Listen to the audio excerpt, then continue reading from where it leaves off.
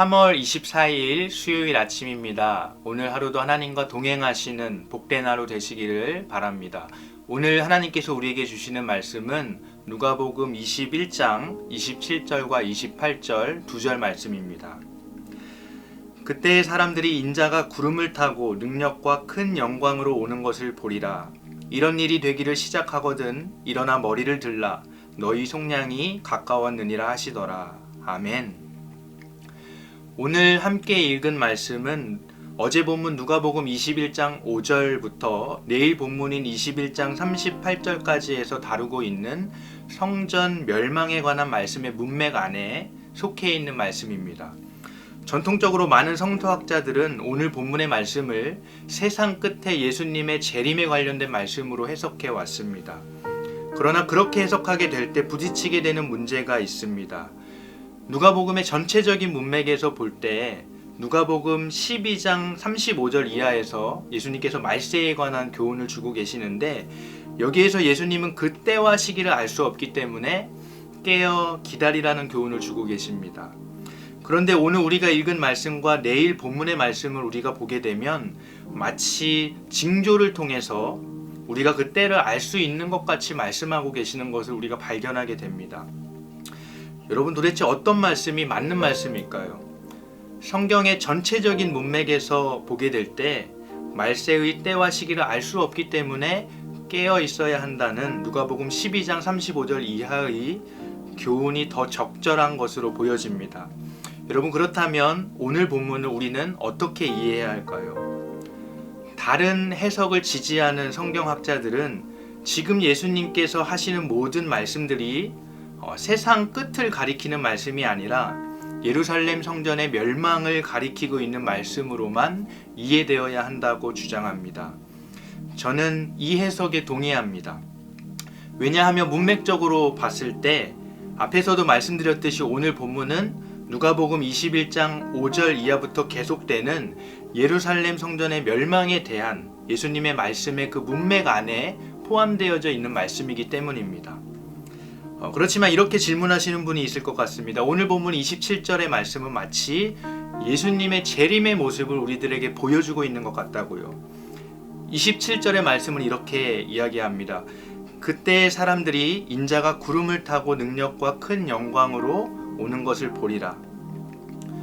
이 말씀을 우리가 바르게 이해하기 위해 우리는 구약성서 다니엘서를 함께 볼 필요가 있습니다. 다니엘서 7장 13절 14절은 이렇게 되어 있습니다. 내가 또 밤 환상 중에 보니 인자 같은 이가 하늘 구름을 타고 와서 옛적부터 항상 계신 이에게 나아가 그 앞으로 인도되매 그에게 권세와 영광과 나라를 주고 모든 백성과 나라들과 다른 언어를 말하는 모든 자들이 그를 섬기게 하였으니 그의 권세는 소멸되지 아니하는 영원한 권세요 그의 나라는 멸망하지 아니할 것이니라. 아마도 예수님께서는 이 다니엘서의 말씀을 염두에 두고 오늘 말씀을 하고 계시는 것 같습니다.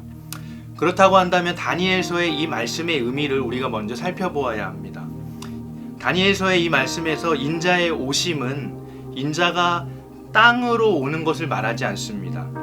권위와 영광을 받기 위해서 하나님께로 가는 것과 그 결과로 인자의 권위와 영광, 왕권을 세상이 알게 된다는 것을 의미합니다. 그러므로 오늘 본문의 말씀 누가복음 21장 27절과 28절의 말씀은 세상 끝에 예수님의 재림을 의미하는 말씀이 아니라 예루살렘 성전의 그 멸망이 예수님께서 심판주이심을 세상이 알게 되는 분명한 사건이 된다는 의미로 우리는 이해할 수 있습니다. 누가복음 21장 5절부터 계속된 성전의 멸망에 대한 예수님의 예언적인 말씀은 오늘 말씀에서 그 의미가 분명하게 드러나고 있습니다. 주님은 자신의 제자들에게 두려움을 주기 위해서 오늘 이 말씀을 하고 계시지 않습니다.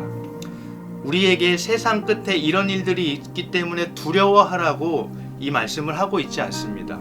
오히려 주님은 자신의 제자들을 위로하시기 위해 앞으로 제자들이 겪게 될 환난과 그 고난을 염두에 두시고 그때 그들이 견디어내기를 격려하시기 위해서 오늘 말씀을 주고 계십니다.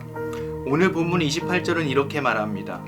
이런 일이 되기를 시작하거든 일어나 머리를 들라 너희 속량이 가까웠느니라.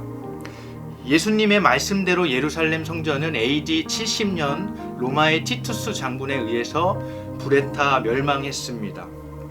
누가복음이 쓰여진 시기는 예루살렘 성전이 무너진 지 10년에서 20년이라는 세월이 지난 뒤입니다. 이들은 박해의 시기를 지나가고 있었습니다.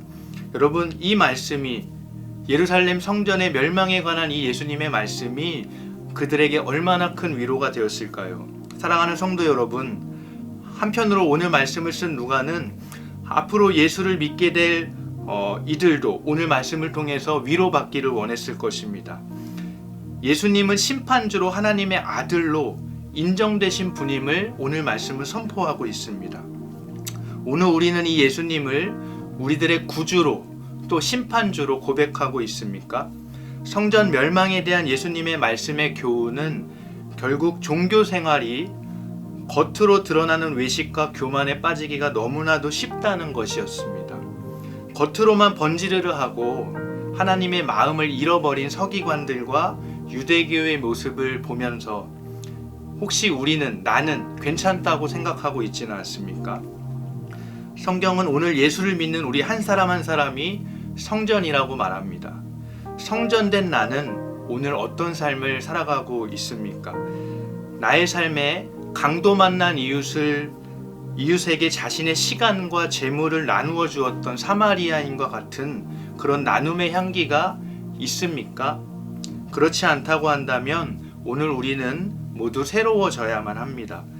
사랑하는 신내교회 성도 여러분, 오늘 하루 성전된 내가 어떤 삶을 살아가고 있는지를 하나님 앞에서 점검하며 깨어 있으시기를 주님의 이름으로 권면드립니다. 함께 기도하시겠습니다. 하늘에 계신 우리 아버지여, 이름이 거룩히 여김을 받으시오며 나라가 임하시오며 뜻이 하늘에서 이루어진 것 같이 땅에서도 이루어지이다.